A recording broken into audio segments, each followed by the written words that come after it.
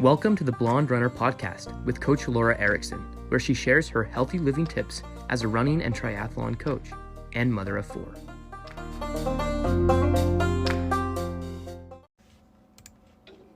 Hello, Coach Laura Erickson with blonderunner.com. I just was going to talk about nutrition today, particularly for running events and marathoning. I think this is really important. This is often the thing people neglect when it comes to practicing this in their training, and that's often what leads to non-finishing, DNFs. Or you're not finishing your race because you didn't do your nutrition properly. So it's really important. One of the things that I really want to emphasize, and the thing you should get most out of this, I think, is practice in your training what you're going to be doing in a race.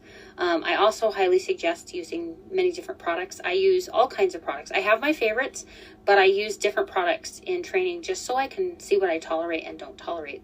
Sometimes they might be serving on the course what you haven't tried before, and if you forget your nutrition or don't bring it with you or don't know if you tolerate it, how are you going to do in the race, right? So there are different products out there.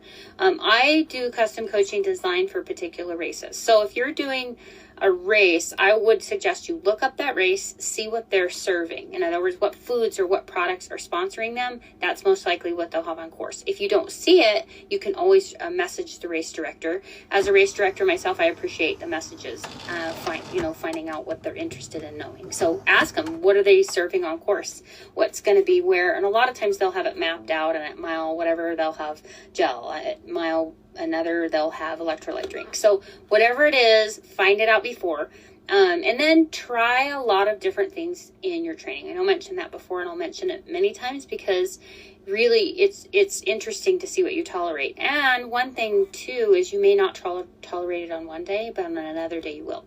I don't know if you guys are like me, but some days your stomach doesn't tolerate as much food as other days, and you never know what that's going to be like when you race. So you will have kind of a range of what you can have, or understanding about what you can tolerate, I think is really important. So we'll start with, I'm definitely going to be talking about the different distances and what you need to do for nutrition for the different distances. One of the things I wanted to preface this in saying is, yes, I'm a coach, but I am not a certified dietitian. If you have specific needs, maybe you're diabetic or things like that, I highly encourage you to connect with a registered dietitian.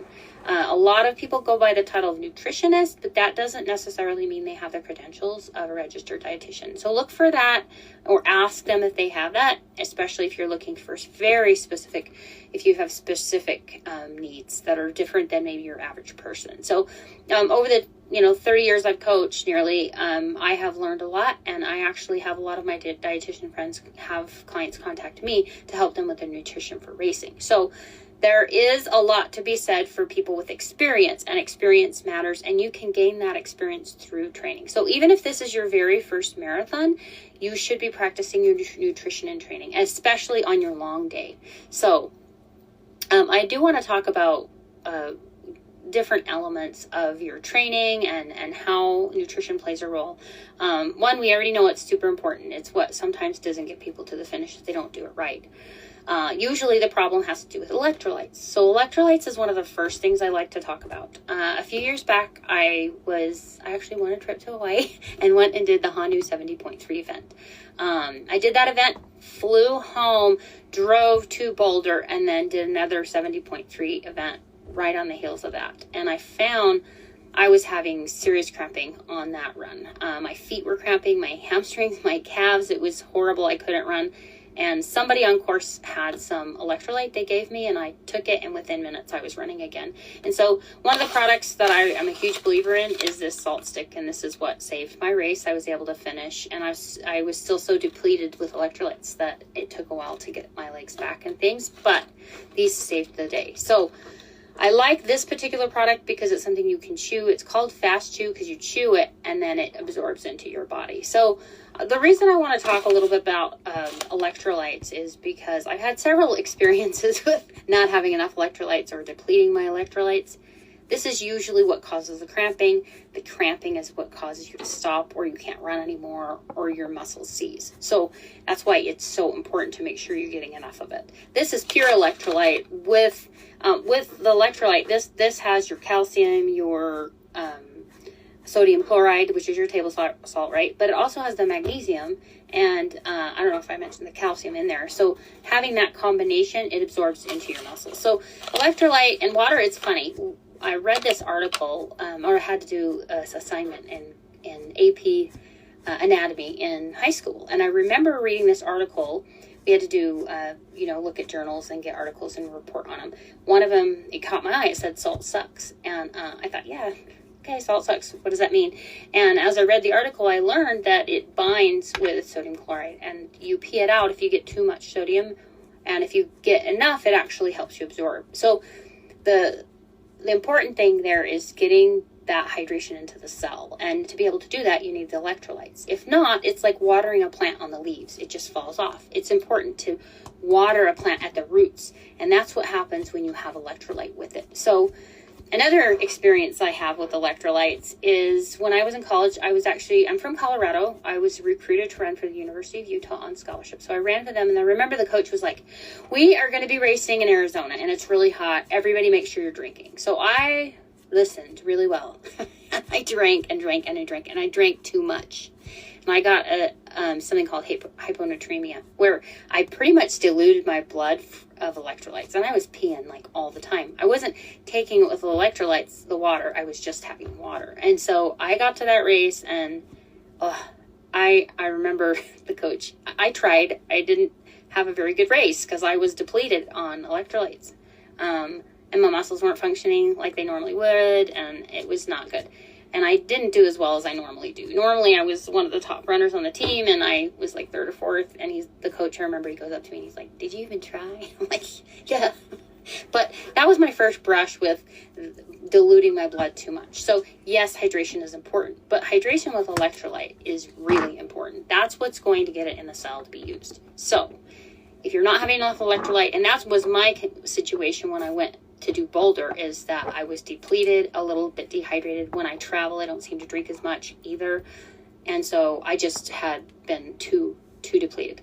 And I always used some electrolyte in my training, but I now since have used electrolyte on a daily basis, much more than just racing and a little bit in training. I actually use it on a regular basis all the time because I'm always training too, but it just keeps my electrolyte levels where they need to be, and I don't have that cramping. And as I've noticed as I've gotten older, electrolyte becomes a little more important too.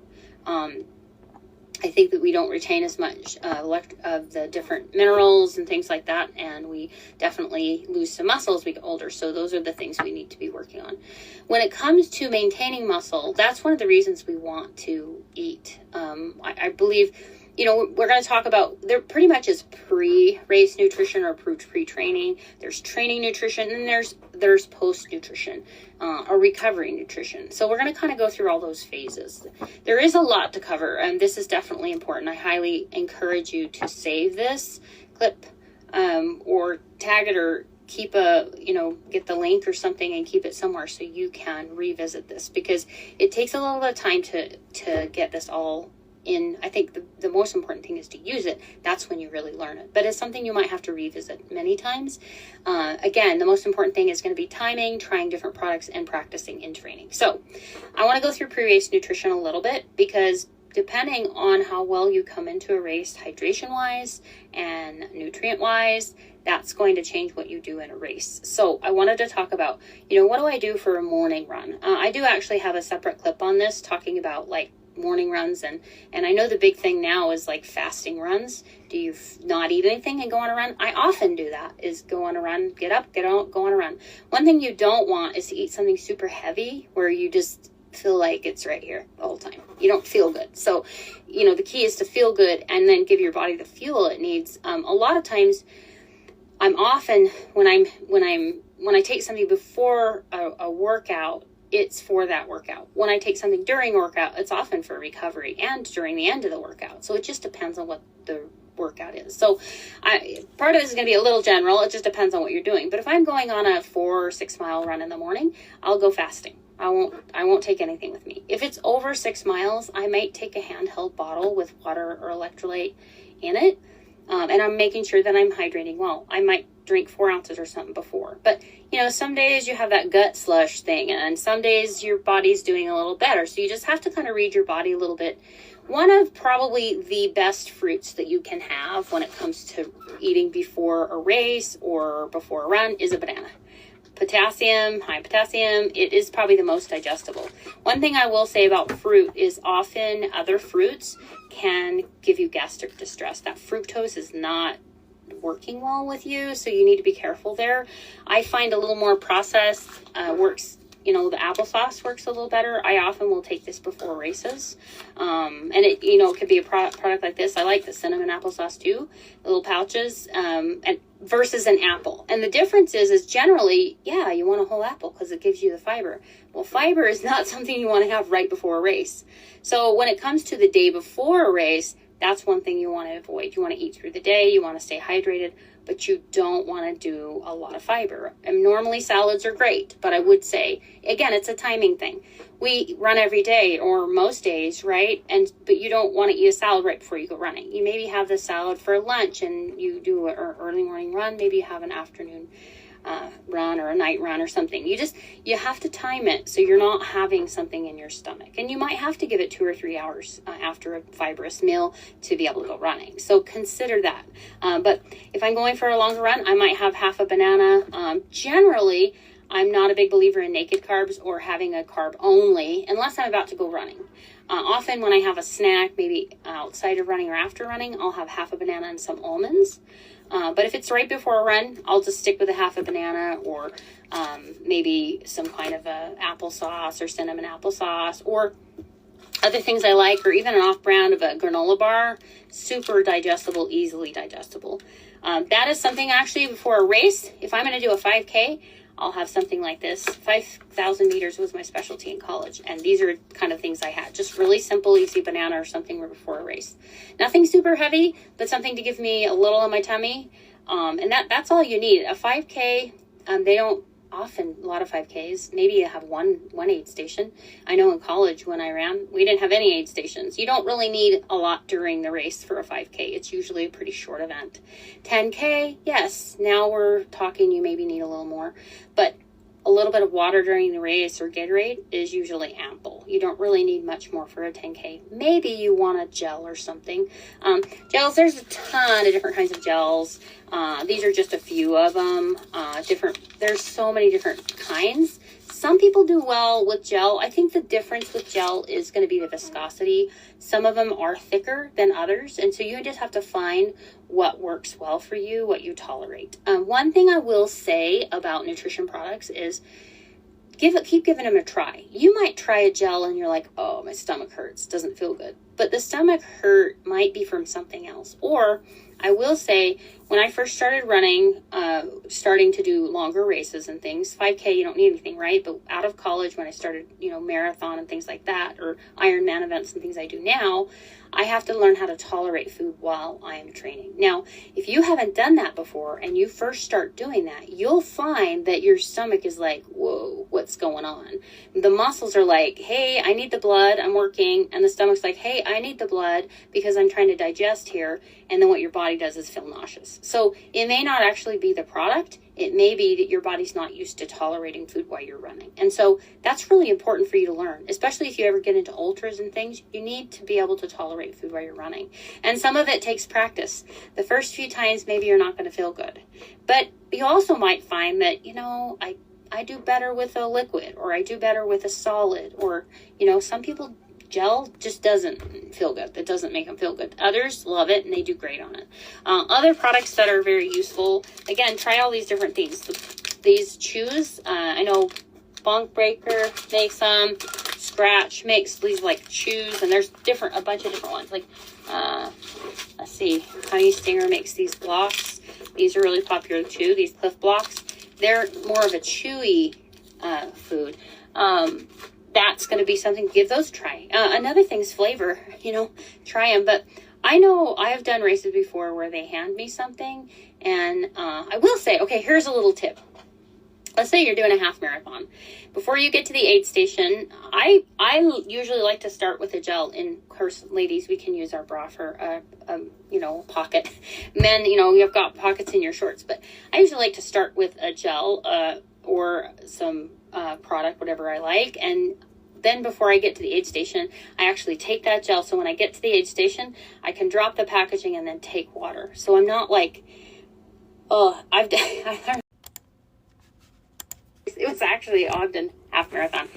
I went to the aid station, got my gel, but ended up getting the gel at the end of the aid station. And so I was taking it, wanted to get it down, but I didn't take water after it. And I tell you, it's cinnamon apple, and I don't know if I can do cinnamon apple ever again after that, because I had that dry mouth cinnamon apple until finally the next aid station I could drink something. So timing matters in the race too. You do not want to have that happen. So do take that maybe gel at the beginning and make sure you have enough time to wash it down if you can. So it's all timing. It's all practice.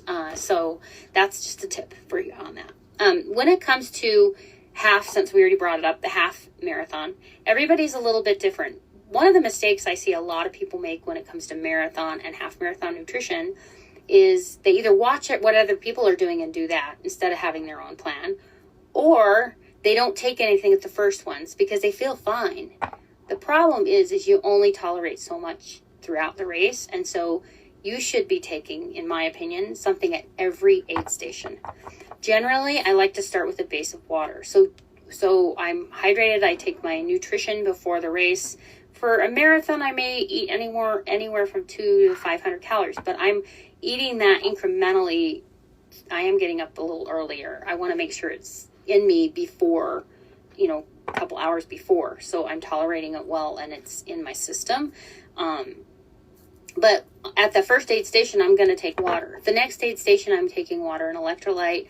Then the first aid station that they allow gel and things like that, depends on the race, 4 or 5 or 6 miles. And you may find that you need to bring something and do your own, have a little earlier for you. But that's a sort of increment that you're going to want when you're training too, is make sure you have water at a certain stop. Or unless you plan, I have seen this before. I've seen people run the race with a water bladder on their back or water bottle in a can. You can certainly do that. It kind of slows you down because you have it, or maybe it sloshes and irritates you or gets your back hot.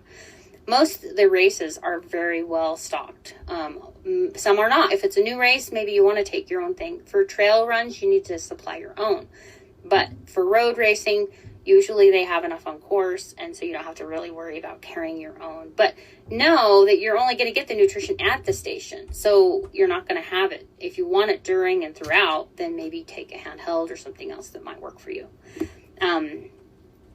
Other products that I like to use, or usually what you see on course, are gels, electrolyte type beverage, and water, and sometimes fruit. Sometimes I'll have oranges too. Oranges usually people do tolerate. I actually use oranges in my training too because they're usually pretty refreshing. So I like to use as much normal food as I can in my training. You don't always have to have these special products, but the products I would say that are more necessary to buy would be ones with electrolyte, because that is what you're missing, or that's what we need in addition to what a normal person necessarily would have. Maybe a normal person that doesn't run, right? So, but as runners, we need a lot more antioxidants, so vitamin C and zinc and those kind of things. So it's really important. I think it's interesting as we run, and especially I've seen this problem a lot. A lot of the marathon people, they're like, I don't understand why I'm gaining weight when I'm running all these miles. And I think part of the problem is they kind of check out when it comes to their nutrition. They're like, I am running so much, and they're tired. They often make their decision based on what, that smells good, I'm going to eat that, and they overeat. So I think it's really important to keep all of that in check. And one of the ways that you can do that is by logging your food. I'm an advocate for MyFitnessPal. I know there's some other apps out there that work really well, but with that, you're very accountable, much more accountable than if you were just, I'm about where I need to be. If you actually document, and I wouldn't say you have to do it every single day, but if you know you could do a little bit better, or you want to learn what nutrients you're deficient in, I suggest that you download the MyFitnessPal app. they have a free version and it still tracks things, and I highly encourage that. So track it, learn. That's how you're going to get better at understanding what this is all about. So, all right. I do also suggest you keep a training log, not only of your miles, but also what you're doing for nutrition. You might find that you're learning from that. Obviously, you should be learning from your training. So if you go, let's say you're going on a 16-mile long run and you're doing nutrition incrementally like the race, I like to write down, okay, exactly 42 minutes, I had this flavored gel, and I'll write down, I'll look at the packaging and say, okay, it gave me 100 calories, I had this many, this much electrolyte. I write it all down so I can learn and say, how did I feel? How did that work? Now, how we feel also, being a coach, I know it does line up to what happened that week. Are we a high volume week or is it a recovery week? How we feel might change a little bit. It might not completely be related to the nutrition, but you can certainly say, well, how did it taste? How did you feel? I mean, because there's some flavors that you don't want in your mouth for a long time, right? You'll find that there's ones that you like, but if you rely on the course of food, then you might not get a flavor you like. So you can always take things, like I said, take things with you for that. So, all right. So we talked a little bit about, your nutrition for your runs in the morning, taking something little like a 5K would be.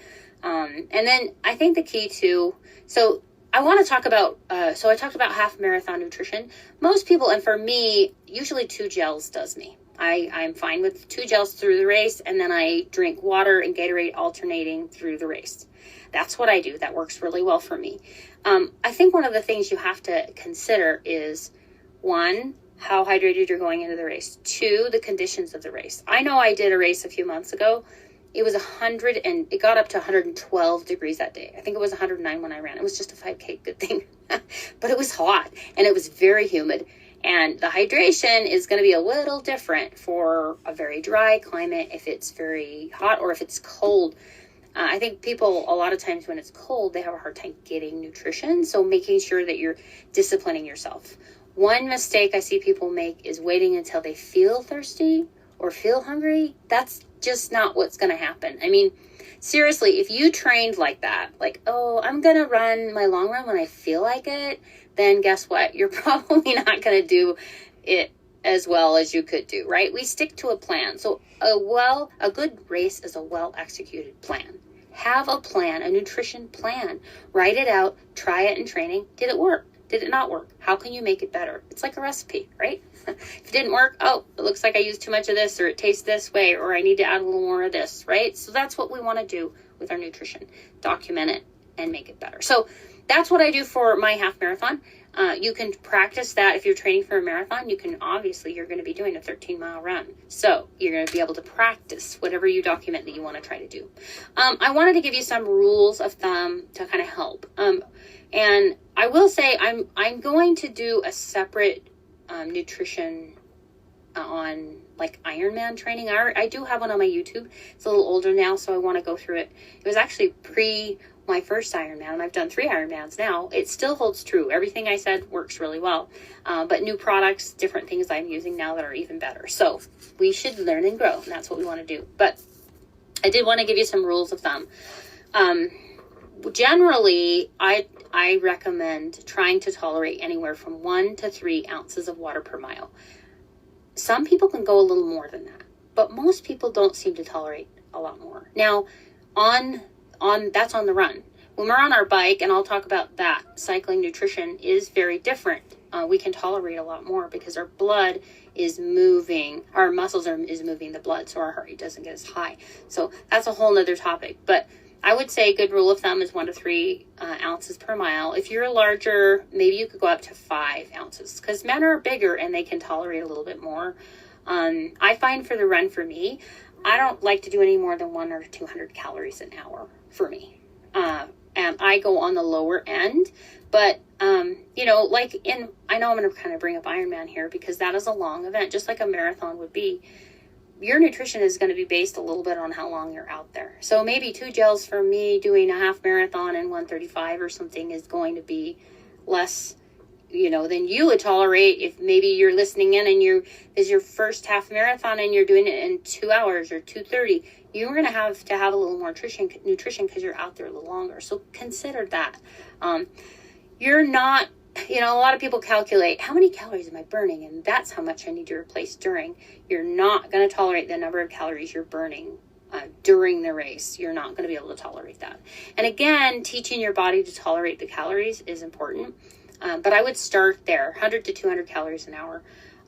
Maybe go up to 250 or 300. If you're a bigger guy, I'm 125 and 5'4", so 5'4" and a half.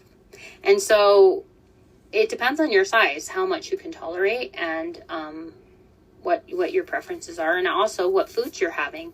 One thing that I see a lot of people doing too much of is, we definitely want protein, but we want to time it right. Protein is better for recovery, or if you're going to be out there a long time, like for instance with Ironman, you're out there swimming, you get no nutrition on the swim. You shouldn't be drinking that water. I guess I have before, it's not good for you.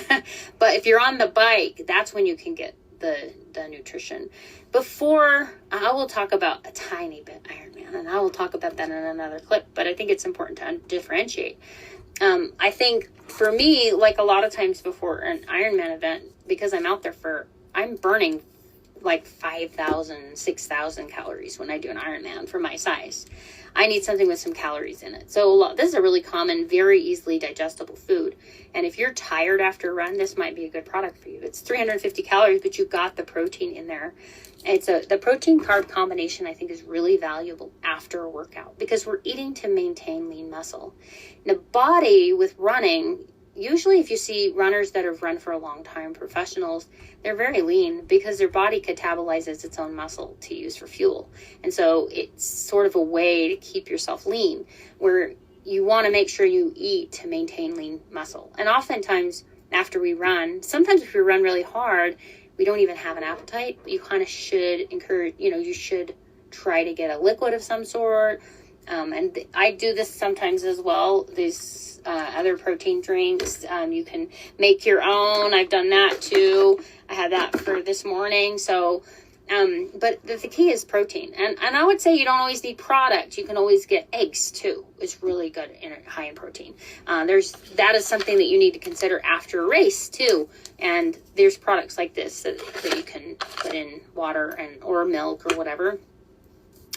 With that being said, I will say one of the things that you want to avoid before racing or training is dairy. I wouldn't recommend, maybe the night before, sure, but I would not recommend having a yogurt before you run a race. Yogurt's really healthy. It's great to have any other time. And actually, that's a really good before bed snack or after a run thing. I think it was actually Ogden. After I teach diabetic dieting. I was diabetic with my third boy on insulin, so it kind of is genetic. It runs in my family, and so I highly encourage people to do diabetic dieting, which is pretty much keeping your blood sugar levels consistent. There was a video clip. Actually, I might have this one somewhere. I'll have to find it. It's really hilarious, but it basically went through what is the mind doing when you do a marathon, and it goes along with the blood sugar, right? Oh my gosh, I feel so good. This is great. Oh, I can do it. Oh my gosh, how many more miles do we have? 5 miles in, and your blood sugar is going up and down. And then, you've probably seen the people crying at the end of a marathon. Their blood sugar is so low. Your brain works on glucose only, right? If you're not keeping those serum or blood levels high enough, you kind of get depleted and you kind of are not thinking. So I find with racing, especially marathon or longer races, I do a lot of numbers in my head, but when I can't concentrate or figure out those numbers, I know I'm definitely low on my sugars. And so that's one thing that you're replenishing on that run or race is having that carbohydrate. That's going to fuel your brain. That's the glucose you need. If you can't think straight, for getting super emotional, you're probably not having this consistent blood sugar level. When somebody doesn't eat and they get grumpy, they get cranky, they get hangry. That's because they're not eating what they need to. So keeping up those stores, those carbohydrates, not only during, but before, during, after, making sure that you're getting a balance. And again, it's different for everybody. So marathon nutrition is very similar to your half marathon nutrition, obviously doubling it up. But the most important thing I can say for marathon is taking something at every aid station, especially at the beginning. That's when you don't feel like it, but you can tolerate it a lot better than when your body is getting fatigued and the muscles need to process that blood and get more oxygen. Then you're not having as much blood to digest unless you've been practicing.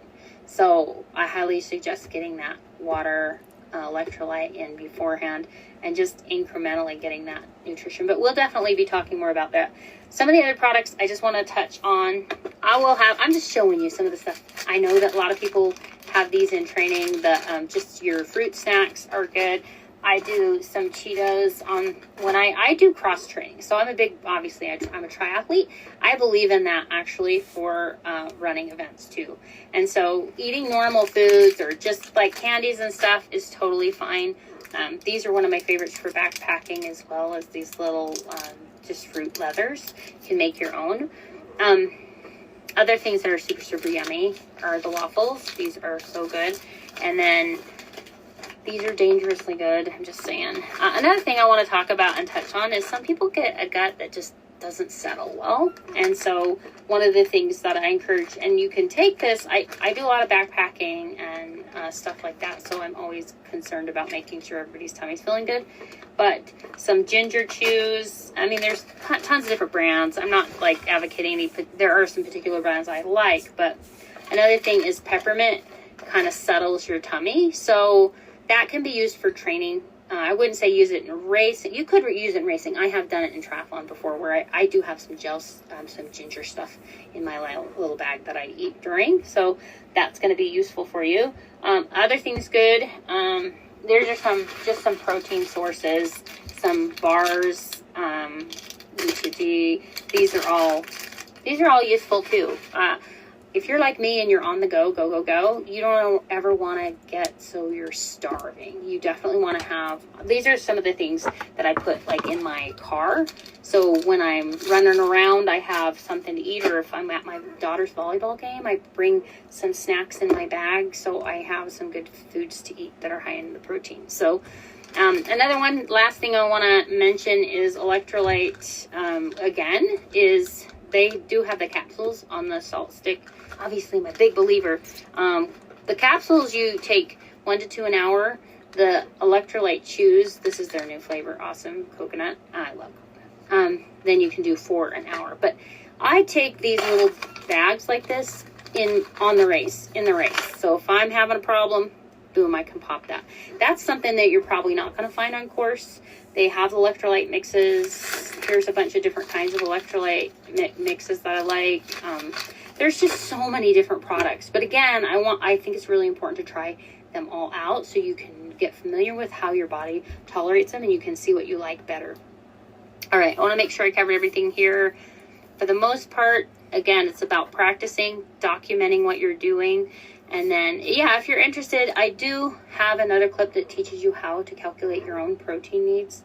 Another thing to consider with how much water you need, I gave you kind of a ballpark, but you can tolerate a lot more water on a bike, I will say that. What you really should do as well to know what you need to replenish after a run. For instance, when I ran for Utah State. So I ran for the U, and then I changed my major and transferred up to Utah State and ran for them. I was an all-conference runner there. It was really fun. I loved Utah State. Go Aggies. That's where I graduated. But I remember particularly one run I did. I weighed myself. Our coach had us sometimes doing this, weighing ourselves before and after runs so we could replenish the water. I lost 12 pounds on a 12-mile run once because it was so hot. And that is severely dehydrated. So that was not a good situation, but I could hydrate quickly and I was coherent and everything. It wasn't a bad thing. That's another good reason to go with other people. I happen to do that solo, but I suggest going with other people so if you have any problems. But you can do something called finding your sweat rate. And so I highly encourage you to just Google that and it will tell you how you can do that. But it is, you weigh yourself before and all that stuff, and then you can see how much you need to replace when you went running. But that's really important is hydration and staying hydrated and making sure, of course, you're getting the electrolytes with it so it actually absorbs. So hope this was helpful for you. I will be giving a lot of other nutrition tips throughout the season, or tips throughout the season. So lots of little things that work for people. Hope this was helpful for you. If you have any other questions, you can certainly message below or message me directly. And if you have questions, please message me, because I love to answer those questions on these clips. So anyway, I encourage you to save this, and hopefully you listen to my podcast as well. I will be putting this on my podcast, and you may be already listening to it here. So I hope you're doing well, and until I see you next, live well.